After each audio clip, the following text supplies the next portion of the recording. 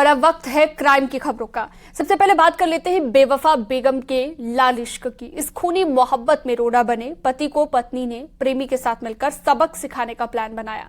पत्नी ने पहले पति को नशे की गोलियां शराब के जरिए परोसी और फिर बेसुध होने पर प्रेमी को बुलाया, उसे जिंदा ही नदी में फेंकवा दिया और डूबने से उसकी मौत हो गई।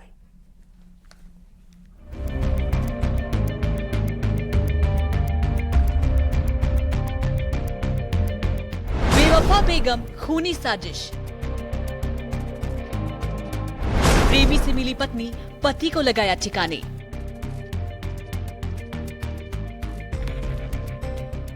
मेरठ में पत्नी ने अपने पति और उसके दोस्तों के साथ मिलकर अपने ही पति की हत्या कर दी। पति ने धोखे से शराब में नशीली गोलियां मिलाकर पिलाई। नशे में धुत पति को नदी में धक्का देकर डुबा दिया। हद तो तब हो गई जब दूसरे दिन पत्नी खुद ही थाने पहुंच गई और बोली, हुजूर मेरे पति गायब है। लेकिन बेवफा बेगम का गेम जल्द ही ओवर हो गया। कॉल डिटेल्स निकालते ही सारा सच सामने आ गया। पत्नी के इस करतूत को देखकर पुलिस ने जब इस मामले पर जांच की तो फिर हकीकत सामने आ गई। पुलिस ने जब कॉल डिटेल खंगाला तो पत्नी और प्रेमी की करतूतें सामने आई और फिर जब सख्ती से पूछताछ हुई तो उसने बताया कि 5 लाख रुपए मुआवजे के जो आए थे वो उसने अपने प्रेमी को दे दिया। जब पति ने इसको पूछा तो फिर उसकी हत्या करवानी पड़ी। फिलहाल पत्नी गिरफ्तार है और प्रेमी की तलाश जारी है। तारीख 28 जून, वक्त सुबह 11 बजे, जगह खरदौना थाना मेरठ। एक महिला बदहवास हालत में खरखौंदा थाने पहुंची और पुलिस को बताया कि उसका पति गायब है। महिला संतरेश ने रोते हुए पुलिस को बताया कि 27 जून से पति धर्मवीर उर्फ लाला गायब है। हर जगह तलाश की, कहीं अता पता नहीं रहा।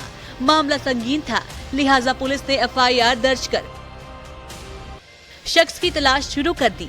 लेकिन जल्द ही शक की सुई उसी रिपोर्ट कराने वाली पत्नी की तरफ घूम गई। ये थाना खरखौदा क्षेत्र में एक महिला ने, संतरेश जिसका नाम है, उसने 28 तारीख को थाने पर सूचना दी थी कि उसका पति 27 तारीख से अपने घर से कहीं गायब हो गया है।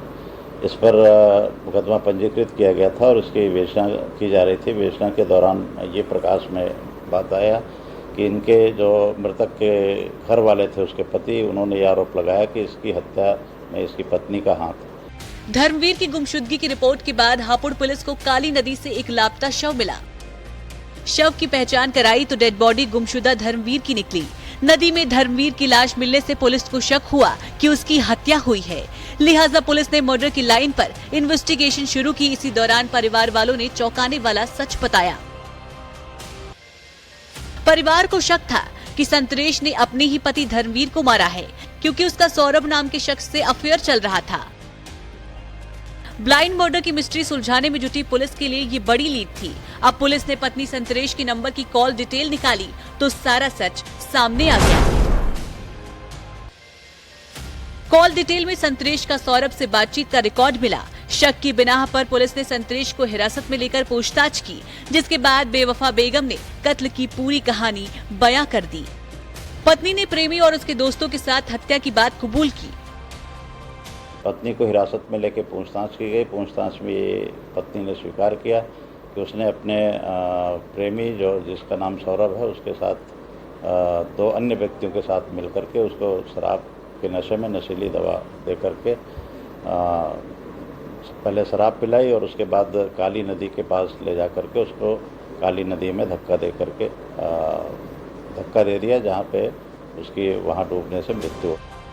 पत्नी ने पूछताछ में कबूल किया कि उसने पति की शराब में नशीली गोलियां मिलाकर पिलाई थी। इससे धर्मवीर को ओवर नशा हो गया।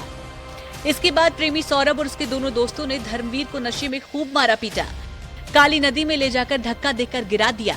नशे की हालत में डूबने से धर्मवीर की मौत हो गई। कत्लकांड का खुलासा होने के बाद अब पुलिस ने कातिल पत्नी और उसके प्रेमी सहित सभी आरोपियों को गिरफ्तार कर जेल भेज दिया है।